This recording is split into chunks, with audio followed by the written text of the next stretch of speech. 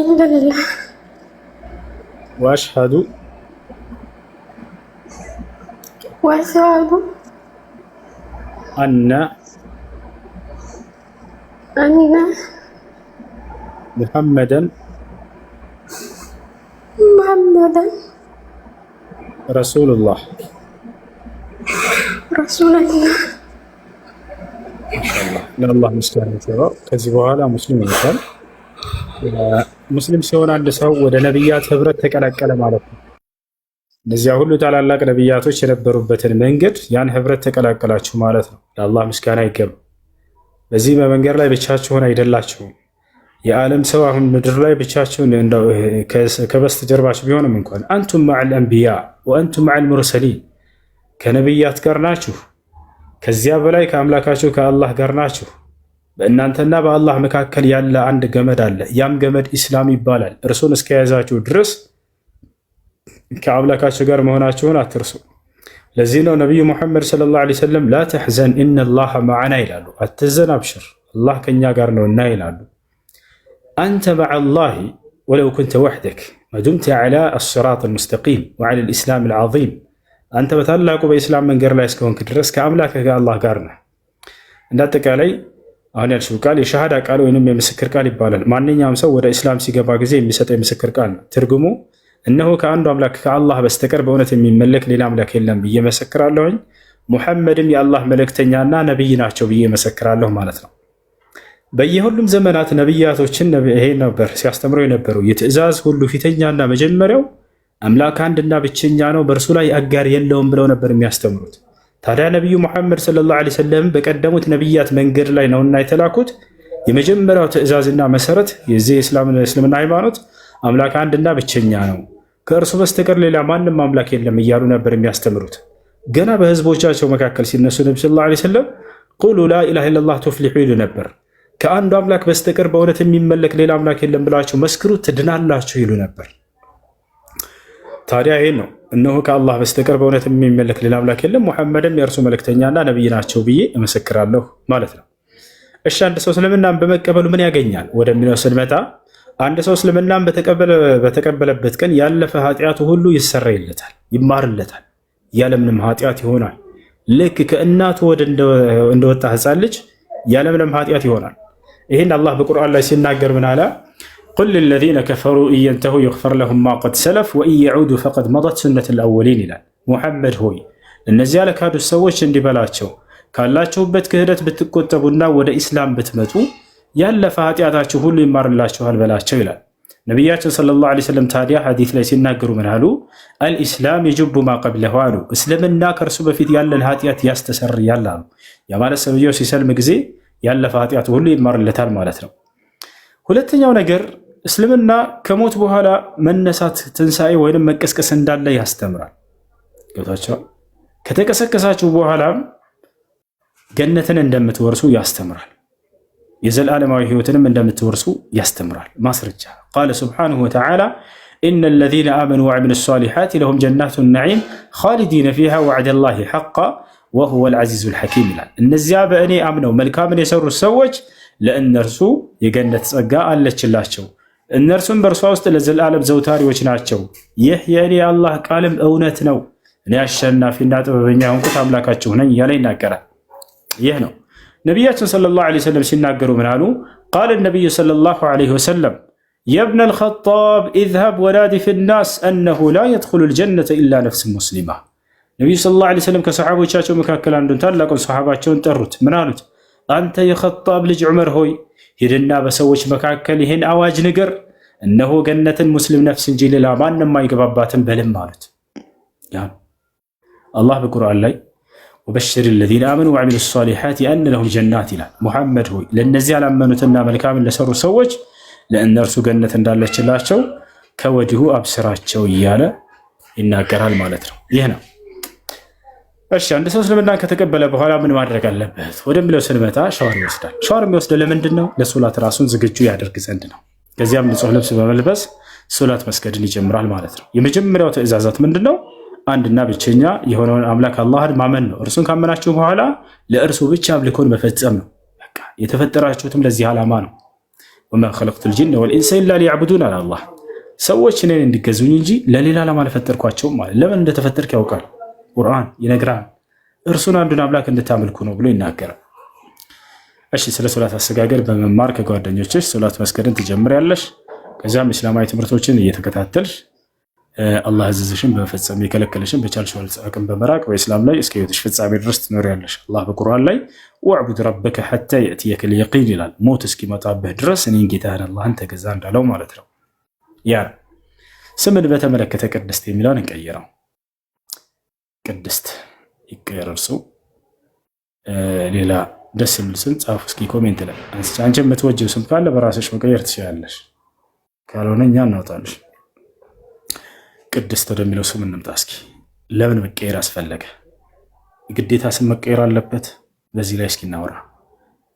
አዎ ነቢያችን ሰለላሁ ዐለይሂ ወሰለም በጊዜያቸው ሰዎች መጥተው እስልምና ሲቀበሉ ስማቸውን ይጠይቋቸው ነበር። መቀየር ካለበት ይቀይሩላቸዋል፣ መቀየር ከሌለበት በዚያው ላይ ያጸኑላቸዋል። ለምሳሌ የዑመር ስም መቀየር አለበት? ላይ አይቀየርም። ኻሊድ ይቀየራል? አይቀየርም። አቡበክር ይቀየራል? አይቀየርም። አያችሁ፣ መቀየር የሚያስፈልገው አይደለም። መቀየር የሚያስፈልገው ካለ ግን ይቀይሩታል። ለምሳሌ አንድ ታላቅ ሰሃባ መጣና እስልምና ተቀበለ። ስምህ ማን ነው አሉት። አብዱል ዑዛ ናቸው። የዑዛ ባሪያ ነኝ ናቸው። ዑዛ ማለት የመካ ሰዎች ሲያመልኩት የነበረ ጣዖት ነው። የዛ የጣዖቱ ባሪያ እንደ ማለት ነው። ይሄ መቀየር አለበት። አያችሁ፣ ማንኛውም ከአላህ ውጭ ለሌላ ለፍጥረታት አካል ባርነትን ያስገዛ የሆነ የስም አይነት ከሆነ ይቀየራል። አንደኛ ያ ነው። ሁለተኛ ለፈጣሪ መገለጫ የሆነ ነገር የያዘ ከሆነ ያ ነገር ደግሞ ይቀየራል። ገብታችኋል? ታዲያ ቅድስት የሚለው ከየትኛው ነው የሚለው እንመጣበታለን። አብዱል ዑዛ የሚባለው ሰሃባ ታዲያ አንተ ለስተ ቢዐብድል ዑዛ ኢነማ አንተ አብዱላህ አሉት። አንተ የዑዛ ባሪያ ሳትሆን የአላህ ባሪያ ነህና ከዚህ በኋላ አብደላህ ነው ስምህ ብለው ስሙን ቀየሩለት። የአላህ አገልጋይ ወይንም የአላህ ባሪያ ማለት ነው። እሺ፣ ቅድስት ከምንድን ነው መሰረቱ? አልቅዱስ ከሚለው ነው። ቅድስት የሚለው القدوس اسم من أسماء الله سبحانه وتعالى. قال سبحانه وتعالى في آخر سورة الحشر هو الله الذي لا إله إلا هو الملك القدوس. الله كسموش مكاكل عندنا القدوس يميلونه. الله بسورة الحشر مجرش وقت سلاي أني يا أملاكاتو الله نين كان بهالا كأني بستقر للمان مملاكي هنا كان بهالا الملك القدوس. قدوس مالت كقدلت هلو ينسى يتأرى مالتنا. ከጉድለት ሁሉ የነጻ የጠራ የሆነ ማለት ነው። ታዲያ ይህ መገለጫ የማን ነው? የአምላካችን የአላህ ሱብሓነሁ ወተዓላ። ቅድስት ወደሚለው ስንመጣ ጊዜ ደግሞ ቅዱስ የሚለው ቅድስት የሚለው ለሴት ሲደረግ ጊዜ ነው። ስለዚህ እኔ ከኃጢአት ከጉድለት ሁሉ የነጻ ሆነች ብሎ እንደመጠራት ነው። ስለዚህ ኃጢአት ተዝኪየት ለነፍስ የራስን ማጥራት ነው እና የሚሆነው ከአላህ ሱብሓነሁ ወተዓላ ውጭ ማንም ንጹህ የለምና በዚህ መጠራት ያለበት እርሱ ራሱ አምላክ አላህ ሱብሓነሁ ወተዓላ ነው። ቅድስት የሚለውን እንቀይረዋለን። ሐያት ይሆንልሽ ወይንስ መርየም ወይንስ ዓኢሻ ወይንም ሐናን የትኛው ደስ ይልሻል? አንቺ ብረጭ። ቅድስት ብረጭ። ደስ ያላችሁን አድርጉ። በቃ ሐያት ይሁን። ሐያት። እሺ፣ ከዚህ በኋላ እህታችን ቅድስት ሐያት ነው ስምሽ። እንኳን ወደ ታላቅ ወደ ነቢያት ነገር ወደ ኢስላም መጣሽ ብለናል። ግሩፕ እንዲያስገቡሽ ልጆች አድሚኖች በውስጥ ያናግሩሻል። አድሚኖች ሴቶች ያናግሯት፣ ግሩፕ አስገቧት። ዚክራ ወይንም ፋኪያ የሚባሉ ልጆች ያስገቡሻል፣ ያናግሩሻል። አናግሪያቸው። እሺ እሺ። እሺ፣ ጥያቄ ያላችሁ ቀጥሉ። እሺ። አሰላሙ አለይኩም ወራህመቱላሂ ወበረካቱ። የኔ ተራ ነው መሰለኝ። አለይኩም ሰላም ወራህመቱላሂ ወበረካቱ። እሺ ቁስዬ፣ እንዴት ነህ? ደህና ነው ወይ? ለአላህ ብዬ ነው የምወደው። በመጀመሪያ ደረጃ ማሻአላህ ደስ ይላል። እኔ ጥያቄ የሚያጠነጥነው ተአምራት በነቢያቶች ተአምራት በሰሩት ላይ ነው። ኢንሻአላህ ብዙውን ጊዜ ተአምር ተሰራ ሲባል የነቢያቶች ሰምተን ነው ያመን ነው አይደለም። እንግዲህ እኛ በነቢያቶች በሙሉ እናምናለን፣ በተአምራቶቹ በሙሉ እናምናለን። ነገር ግን ረሱል ሰለላሁ ዐለይሂ ወሰለም ብዙ ተአምራቶች አሳይተዋል። ከሺህ በላይ ተአምራቶች አሳይተዋል። ለናሙና እንኳን አንዳንዶቹን በምንጠቅስ ጊዜ አያምኑ። በእርግጥ እነዚህ ሰዎች የማያምኑት፣ የማይቀበሉት፣ የሚጠራጠሩት በነቢይነታቸው በመጀመሪያ ደረጃ አላመኑምና ነው። እኔ ግን ዋናው እንድታስረዳንና ፈትፈትህ እንድታቀርብልኝ የምፈልገው ነገር ምንድነው መሰለ? ረሱል ሰለላሁ ዐለይሂ ወሰለም ከሁሉም ተአምራቶቻቸው ሲጠየቁ ቁርአንን ነበር የሚጠቅሱት። ምክንያቱም ቁርአን በአሁኑ ሰዓት ያለ ለወደፊት የሚኖር እስከ መጨረሻው ድረስ የሚታይ ተአምር ነው። ስለዚህ ቁርአን ላይ ያሉትን ተአምራቶች አንዳንዶቹን ብትጠቅስልን በጣም ደስ ይለኛል። ምክንያቱም ከዚህ በፊት ያየናቸው ሰምተን ነው ያመንነው፣ አይተን አይደለም ያመንነው። አሁን ግን ቁርአን ረሱል ሰለላሁ ዐለይሂ ወሰለም ቁርአን ነው ብለው ሲናገሩ የቁርአንን ተአምር እያየን ነው በአሁኑ ሰዓት። እና ብዙውን ጊዜ የቁርአን ተአምር እንትን አይለላቸውም ነገሩን ለማሳጠር። በቃ የቁርአንን ተአምር ግልጽ አድርገን ለአንዳንዶቹን ነገር በመጥቀስ ሌላ ጥያቄ አለኝ። ኢንሻአላህ ተራ ካገኘሁኝ እጠይቃለሁ። ጨርሻለሁ።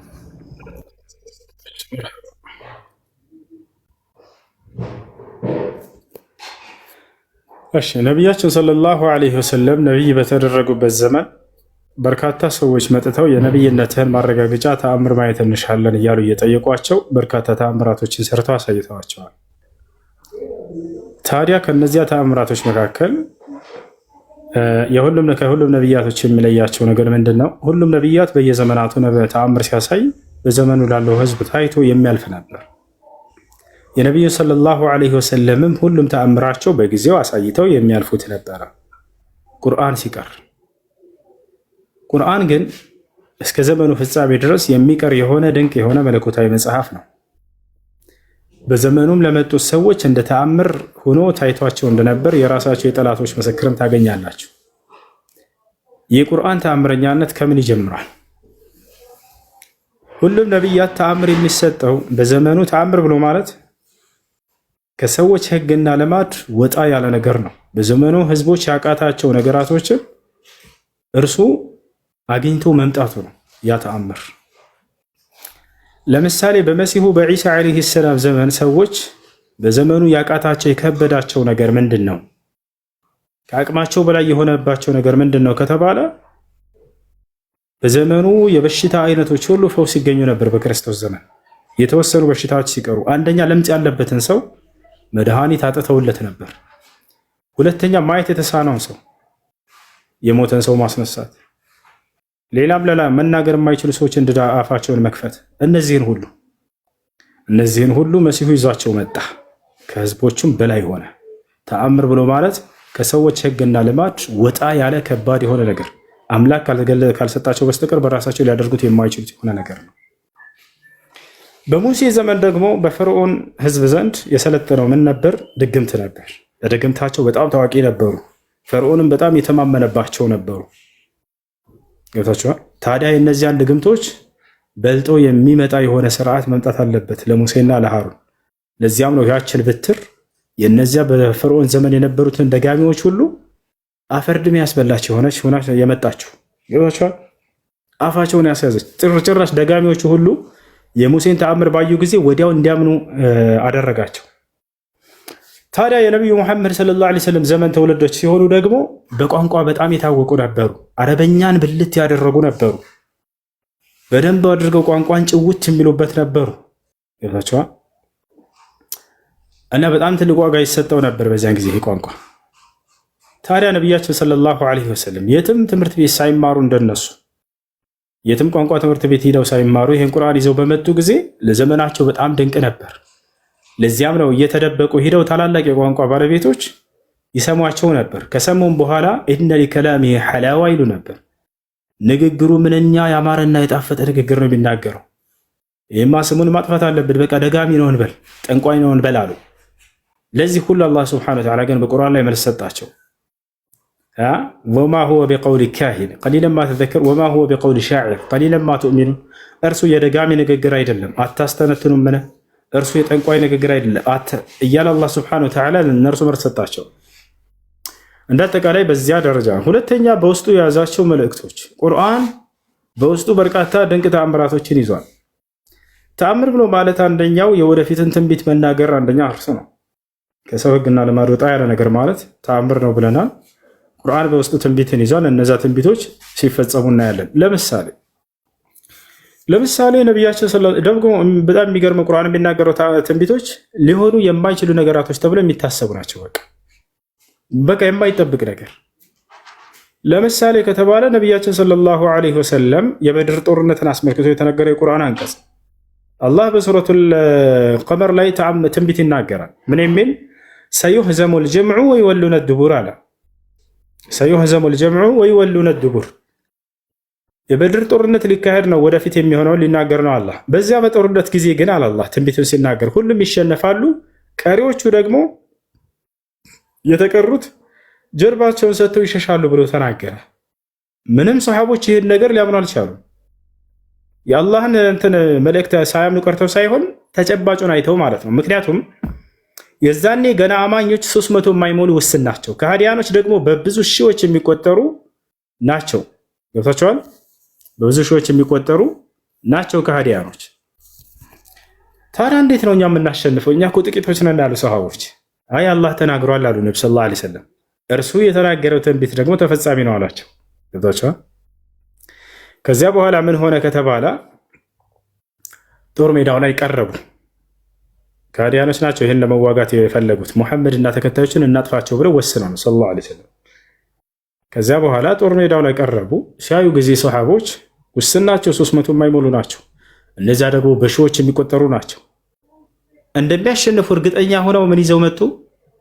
ሴቶችን ሁሉ ይዘው መጥተዋል ከሃዲያኖች። ከጦር በኋላ የድል እንትን አለ አይደለ፣ ደስታን መግለጫ ድቤ ምናምን እንደዚህ ከበሮ ሁሉ ይዘው መጥተዋል።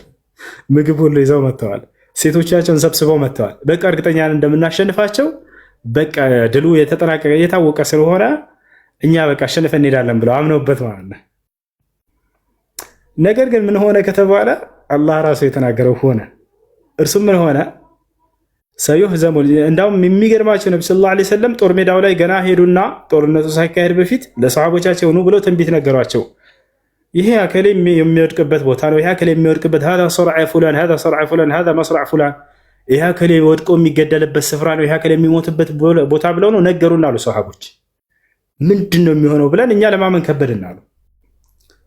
እንዳሉትም ነቢያችን ሰለላሁ ዐለይሂ ወሰለም አከሌ በዚህ ቦታ ወድቆ ይሞታል ብሎ የነገሩን ቦታ ሁሉ ተከሰተ አሉ ሰሃቦች። ሂደን ስናየው ከጦሩ በኋላ እኛ ድል አደረግን። እነዛ ይሞታሉ እዚህ ቦታ ላይ ያሉትንም ለማረጋገጥ የነገሩን እውነት ነው ውሸት ነው ብለው ለማረጋገጥ ስንሄድ ባሉት መሰረት አገኘን አሉ። እዚህ ቦታ ከሌ ይሞታል፣ እዚህ ቦታ ከሌ ይሞታል ያሉን ሁሉ እንደዛ ሞተው አገኘን አሉ። እና ይሄን ቁርአን ቀድሞ ተናግሮታል። ሊሆን የማይችል ተብሎ የሚታሰብ በተጨባጭ በቃ ሊሆን የማይችል ተብሎ የሚታሰቡ ትንቢቶችን ይናገራል፣ ይሆናል። ሌላኛው ሁለተኛው ከመካ ነቢያችን ሰለላሁ ዐለይሂ ወሰለም ስደት ባደረጉ ጊዜ ወደ መዲና ልክ እንደሄዱ ወዲያው የቁርአን አንቀጽ ወረደ። ለተድኹሉነ አልመስጂድ አልሐራም ኢንሻአላህ አሚኒነ ሙሐልቂነ ሩኡሰኩም ወሙቀሲሪነ ላ ተኻፉን ይላል። ወደ ተከበረው መስጂድ እንደገና ተመልሳችሁ ትገባላችሁ የሚል የቁርአን አንቀጽ ወረደ። ሰሃቦች ግራ አላቸው። እንዴ አሁን ተሳደን መክተመተን በቀጣዩ ሂደን እንደገና ድል አድርገን ልንገባ ወደ እነርሱ አሳደውና አሉ። አው አላህ ብሏል አሉ ነብዩ ሰለላሁ ዐለይሂ ወሰለም። አላህም በዚያው ሌላ ማጽኒያ ሌላ ቁርአን አንቀጽ ወረደ። إن الذي فرض عليك القرآن لرادك إلى معاد محمد هوي يا قرآن بانت لا يورد أملاك الله هني ወደ መጣህበት ሀገርህ እመልስሃለሁ ብሎ ቃል ገባላቸው። ያ ነገር እንዳለውም አላህ ሱብሓነሁ ወተዓላ ወዲያው በቀጣዩ ዓመት ድል አድርገው ወደ ቁረይሻውያኖች ተመለሱ። አያችሁ፣ ይሄኛው ሌላ ነው። ሌላኛው ልክ እንዲሁ የመጨረሻው ምንድነው? ሮማውያኖች ከክርስቶስ ዘመን ጀምሮ እስከ ነብዩ ሰለላሁ ዐለይሂ ወሰለም ድረስ የበላይነትን ተጎናጽፈው ነበር በበርካታ የዓለም ክፍሎች ላይ በበርካታ ሀገራቶች ላይ ሰልጥነው ነበር። ነገር ግን ያንን አላህ ሱብሓነሁ ወተዓላ ትንቢት አወረደ። አሊፍ ላም ሚም ጉሊበት ሩም ፊ አድና አልአርድ ወሁም ሚን ባዕድ ገለብሂም ሰየግሊቡነ ፊ ቢድዕ ሲኒን ሊላሂ አልአምሩ ሚን ቀብሉ ወሚን ባዕድ ወየውመኢዝ የፍረሑ ልሙእሚኑነ ቢነስሪላህ የንሱሩ መን የሻእ ወሁወል ዐዚዙ ረሒም ወዕደላህ ላ ዩኽሊፉ ላሁ ወዕደሁ ወላኪነ አክሰረ ናስ ላ ዩእሚኑን ላ ያዕለሙን የዕለሙነ ዛሂረን ሚነል ሐያቲ ዱንያ ወሁም ዐኒል አኺረቲ ሁም ጋፊሉን እያለ አላህ ሱብሓነሁ ወተዓላ ተናገረ። አሊፍ ላም ሚም አለ ጉሊበት ሩም እነሆ ሮም ተሸነፈች አለ።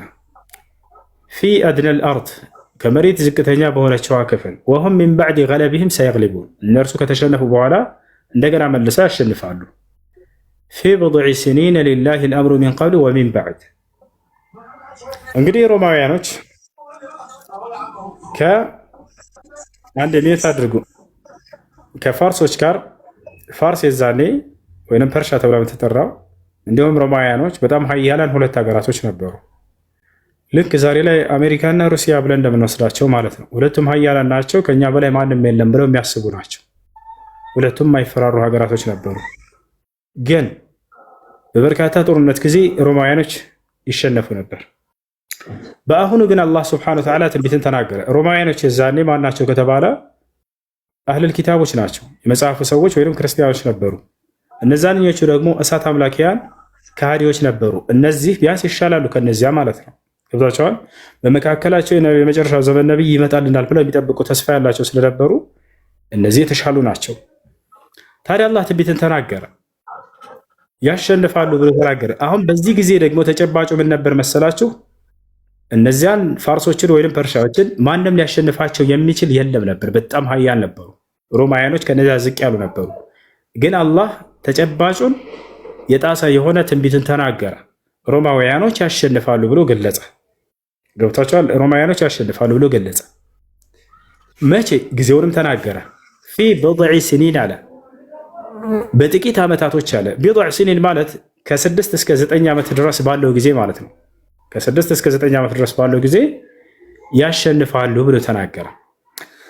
ታዲያ ይህ ሊጠበቅ የማይችል ነው ብያቸዋለሁ። በዛን ጊዜ በጣም ሀያላን የተባሉት እነዚያኞቹ ናቸው ከሮማውያኖቹ በላይ። ይህን የቁርአን አንቀጽ አቡበክር ሲዲቅ እያለፈ እያለ በቁረይሻውያኖች ዘንድ ቁረይሾች ሰምተዋል። የመካ ከሃዲያኖች ጓደኛ የተናገረውን ሰምተሃል እያሉ ተሳለቁበት። ሙሐመድ እንዲህ ያለውን ማለት ነው ሰለላሁ ዐለይሂ ወሰለም ምን አለ ብሎ ጠየቃቸው። በጥቂት ዓመታቶች ውስጥ ከ6 እስከ 7 ድረስ ባሉት ጊዜ እስከ 9 ዓመት ድረስ ባሉት ጊዜ ሮማውያኖች ያሸንፋሉ እያለ ነው እኮ ፐርሻዎችን። ይሄ ደግሞ የማይሆን ነገር ነው። ሀያላን ናቸው እነዚያ ከነዚህ። አሁን በዚህ ላይ ከተሳሳተ ሐሰተኛ ነው በቃ እናስይዛሉት። አንተ እውነተኛ ነው ብለህ ትቀበለዋለህ ወይ አሉት አቡበክር ሲዲቅን። አዎ እርሳቸው ካሉ እውነት ነው ብሎ ተናገረ። እናስይዛሉ። የሚገርማቸው በዚህ ላይ ከዚያ በኋላ አቡበክር ሲዲቅ ሄደና ለነብዩ ሰለላሁ ዐለይሂ ወሰለም ነገራቸው። እርስዎ የተናገሩትን በቁርአን ላይ ትንቢት ከሃዲያኖች ዛሬ አግኝተውኝ ጓደኛህ እንዲህ አለ ብለው ተሳልቀው ነበር እና እርሳቸው ብለው ከሆነ እውነት ብለዋል አልኩኝ። ይሄን ነገር እናስይዝ እያሉ ነው። ላስይዞ ያለ ነቢያችን ሰለላሁ ዐለይሂ ወሰለም በዚህ ቦታ ላይ ወሳኝ የሆነ ነገር ስለሆነ ሂድ፣ እውነት ነው የተናገርኩት፣ ያልኩትም ይፈጸማል፣ አምላኬ አላህ የነገረኝ፣ ሂድና አስይዝ አብሽር አሉት። ተማምኖ ሄደና አቡበክር ሲዲቅ ረዲየላሁ ዐንሁ ረሃን አስያዛቸው። አለፉ እነዚህ ዓመታቶች። እንዴት አድርጎ አንዴ አለፉ እነዚህ ዓመታቶች። 4 ዓመት አለፈ፣ 5 ዓመት አለፈ፣ 6 ዓመት፣ 7 ዓመት። እስከዚያን ድረስ በፍጹም አንድ ሜት አድርጊው እባክሽ። እስከዚያን ድረስ ጦርነቱ አልተካሄደም። ያውና እያሉ ተሳለቁ ከሃዲያኖች። አቡበክር ሆይ ያውና ያስያዝንህን ልትበላ ነው፣ የነገረህም ትንቢት ሐሰተኛ ሊሆነው እርሱም ነብይነት ውድቅ ሊሆን ነው፣ ምን ትላለህ አሉት። ገና ነው ጊዜው አላቸው አቡበክር ሲዲቅ። እንደሚሆን እርግጠኛ ነኝ አላቸው። 6ኛ ዓመት አለፈ፣ 7ኛ ዓመት አለፈ፣ 8ኛ ዓመት አለፈ። በ9ኛው ዓመት ላይ ኃይለኛ ጦርነት ተካሄደ። በማንና በማን? በሮማውያኖችና በፋርሶች ወይም በፐርሻዎች መካከል። በዚያን ጊዜ ነቢያችን ሰለላሁ ዐለይሂ ወሰለም እንደተናገሩት ኃይለኛው ጦርነት ተካሄደ። ሮማውያኖችም ድል አደረጉ። ሮማውያኖች ድል አደረጉ። ልክ በ9ኛው ዓመት ላይ ቁርአን ራሱ በተናገረባት። ታዲያ ትንቢትን ተናግሮ አንድ መለኮታዊ መጽሐፍ ያ ትንቢት በተናገረበት ጊዜ መፈጸሙ የእውነተኝነቱ ማረጋገጫ አይደል? የተአምራዊነቱ ማረጋገጫ አይደል? ተአምራዊነቱ ማረጋገጫ ነው። ያ እና ይሄን ይመስላል። ይህ ከጥቂቱ መካከል ነው። ሌላኛው በቁርአን ላይ ነቢያችን ሰለላሁ ዐለይሂ ወሰለም የትኛውም ስፍራ ላይ ሳይሄዱና ሳይንቀሳቀሱ በዓለም ላይ ያሉ ፍጥረት ዓለሞችን ሁኔታ መናገራቸው፣ ቁርአን ይሄን መናገሩ አንዱ ተአምረኛነት ከሚያሰኘው መካከል እርሱ ነው። ለምሳሌ ስለ ሁለቱም የማይገናኙ ባህሮች ነቢያችን ሰለላሁ ዐለይሂ ወሰለም ይሄን ባህር ሄደው አይተው አያውቁም። ነገር ግን አላህ ይናገራል። መረጀል ባህረይን የልተቂያን በይነሁማ በርዘኹን ላ የብጊያን እያለ ይናገራል ስለ ሁለቱ ባህሮች። እነዚያ ባህራቶች ሁለቱ የማይገናኙ በፍጹም በተአምር የማይገናኙ እንደሆነ ቁርአን ይናገራል። ነቢያችን ሰለላሁ ዐለይሂ ወሰለም ሄደው ባህሩን ከዚያ በፊት አይተውት አያውቁም፣ ማረጋግጠውት አያውቁም። ግን ከአምላክ ዘንድ የወረደ መሆኑ ትልቅ ማረጋገጫው ምንድን ነው?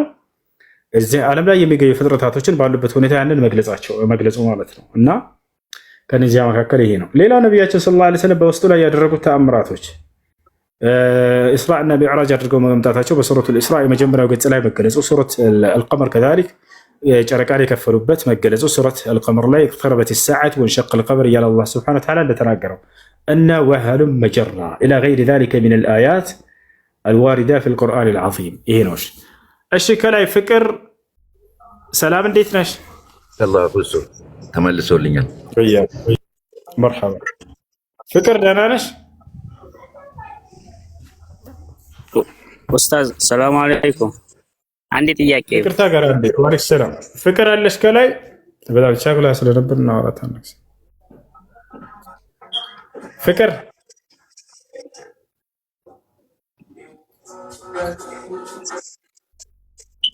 እሺ ከሌለሽ ጥያቄ ያለ ቀጥል። አይ እሺ ኡስታዝ እና አንድ ጥያቄ ነበረኝ።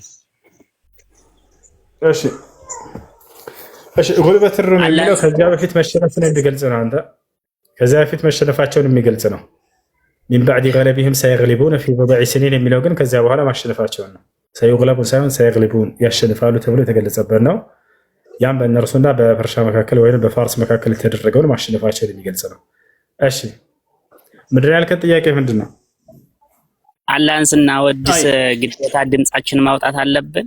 ምሳሌ ሱብሃንአላህ ወልሐምዱሊላህ ወላ ኢላሃ ኢለላህ እያለሁ ነው ዋላ በልባችን ተወዳጅ ባንደበታችሁ መነገር አለበት። አላህ ሱብሓነሁ ወተዓላ በድምጽ መን ለም የዝኩሪላህ ሱብሓነሁ ወተዓላ ቢሊሳኒሂ ከአነሁ ለም የዝኩሪላህ ዐዘ ወጀል።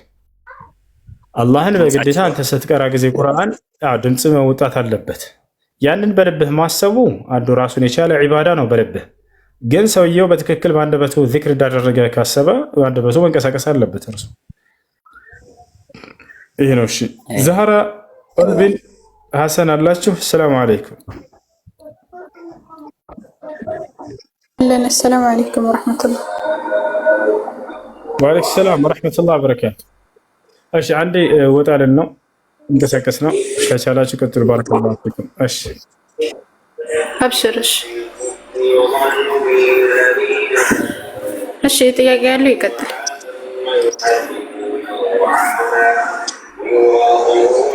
ከላይ ጥያቄ ያለ ብሬክስ ጥያቄ ያለ? እሺ አድሚኖች እንትን አስገቡ፣ ክርስቲያኖችን አስገቡ። አንድ ቁጥር ጻፉ ክርስቲያኖች። ብሬክስ አለ?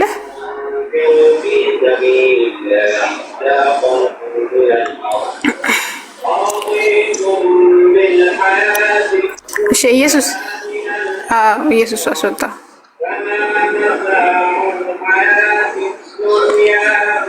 እሺ ጥያቄ ያላችሁ አንድ ቁጥር ጻፉ። ባረከላሁ ፊኩም። እሺ እሙኒ ጥያቄ ያለሽ? እሙኒ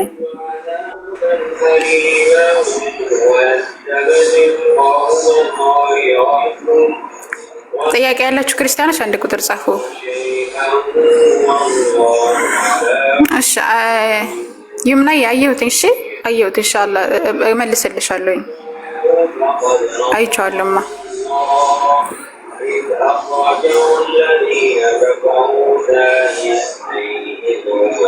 እሺ የኔ ያለሽ?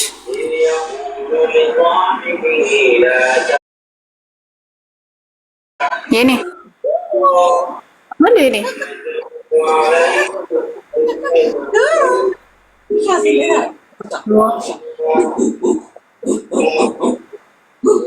እሺ ሌላ ጥያቄ ያለው ካለ መግባት ይችላል። አስር ድረስ እንትን ወይም ይታርባት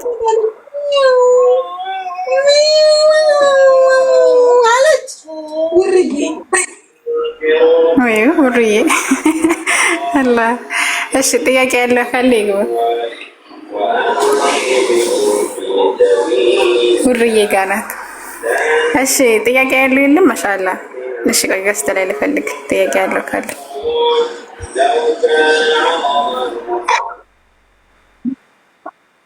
ወአለይኩም ሰላም ወራህመቱላሂ ወበረካቱ። ወንድሜ እንዴት ናችሁ? ሰላም ናችሁ ወይ? አልሐምዱሊላህ። እንዴት ነህ? እስኪ አንድ መልእክት ላስተላልፍ። ከስር ዳሩል ሂጅራ የሚል አለ። ሼኻችን ሻብል አዛሚን የቁርአን እንትን የሚሉ በሚያስተምሩበት ነውና ሰዎች ፈለው እንዳረጉ ነገር ይልኝ ፕሊስ። እስኪ ፎሎ አድርጉት እሺ። አንድ ዳሩል ሂጅራ የሚል ዳሩል ሂጅራን 1000 ሙሉለትኝ። 48 ፎሎወር ነው ያለው።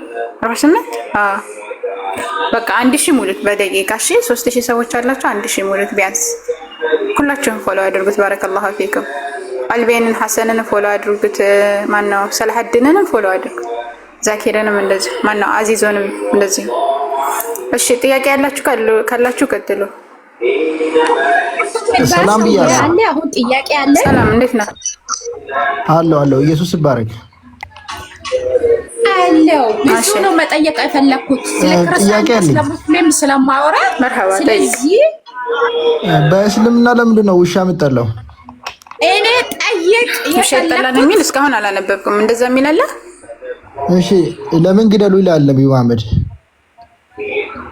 ውሻን ግደሉ ብለዋን ያለ ምን ጥያቄ ራሱ አላቀረብኩም። ገና ልጠይቅሽ ነው። ሁለት አይቻለሁ። ከዛ በላይም ሊሆን ይችላል። እንደዛ ያ ከዱሻ ጋር ወይም ሰዎችን ከሚረብሹ ጋር ውሻ ጋር የተያያዘ ሰዎችን የሚጎዱ ወይም ሰዎችን የሚረብሹ ውሾችን ግደሉ መልእክተኛ። ነገር ግን ዝም ብሎ ማንኛውንም ውሻ ግደሉ አላሉ ያለህ መልእክተኛ አለይሂ ሰላቱ ሰላም። ውሻም አይጣላም በእስልምና አላህ የፈጠረው ነገር አይጣላም። ነገር ግን ይሄ ውሻን ታዲያ ለምንድን ነው ቤት አይግባ እንደዚህ የሚባልበት ሁኔታ ያለው ለምንድን ነው ከተባለ የጥበቃ ውሻ ከሆነ ለምሳሌ የሚጠብቅ ከሆነ ቤትን የሚጠብቅ ከሆነ እንደዚህ ችግር የለውም እሱ ግቢውን መጠበቅ ይችላል። ከዛ ውጭ ግን ወደ ቤት ውስጥ እንደዚህ ልክ ነጮቹ እንደሚያደርጉት እንደዛ ማድረግ ግን አይቻልም። ለምንድን ነው የማይደረገው ሲባል ይሄ ለሃጁ ወይም ልጋጉ ጎጂ ስለሆነ እሱ ከሰዎች ጋር አብሮ መሄድ ስለማይችል አይቻልም። እሱ ነው የተባለው። ከነካ አጋጣሚ ሆኖ እንድንታጠብ ያላህ መልእክተኛ አዘዋል እንጂ ውሻን ይጣላል የሚባል በእስልምና ላይ የለም። ይጣላል እኮ ግን ባይልም ያው ገደሉ ይላል። አሁን ሳሂህ ሙስሊም 1570 ላይ ያላህ መልእክተኛ ውሾችን እንድንገድል አዞናል። እሱ የሚያወራው ስለመጥፎ ውሾች ወይም ደግሞ ሰዎችን ስለሚጎዱ ውሾች ነው የሚያወራው። የተወሰኑ ውሾችን ነው በሰዓቱ የነበሩ የተወሰኑ ሰዎችን የሚጎዱ ውሾች ነበሩ። ስለነዛ ነው የሚያወራው። ጥያቄ መመለስ አትቻለሽ። እኔ ግን ለሱ አይመስለኝም። ችግራችሁ ይሄ ነው። ጥያቄያችሁ እሺ ክፈትና ሳይ ለፍቃታ መጣጣም ቂጣችሁ መጣጣም ማሳይ ትልቁ ላይ ነው ብቻ ነው መጣጣም። ስለዚህ መክፈት አልችልም። ቦታውን ልንገርሽ። በትክክለኛ ጥያቄ መልስ እኮ ክፈትና ሳይ በለሱ አይደለም ካል ከዛ ሐዲስ ላይ ፎሎ የለኝም በዛ አካውንት የምን ሐዲስ ላይ ታሳይሽ? እሺ ንገረኝ። ጋር እንዴ አትጠባባ እኔ ሐዲሱን አውቀዋለሁ። ለዛ አይደለም ብለኸኛና አንተና ሐዲሱ የሚያወራው ስለመጥፎ ውሾች ነው። እኔ ጋራ ነው እንጂ ንገረኝ ሐዲሱን። ለፈልፍ ይቺ ጨለማ ውስጥ ቁጭ ብላ አይ አንቺ በጸባይ አንቺ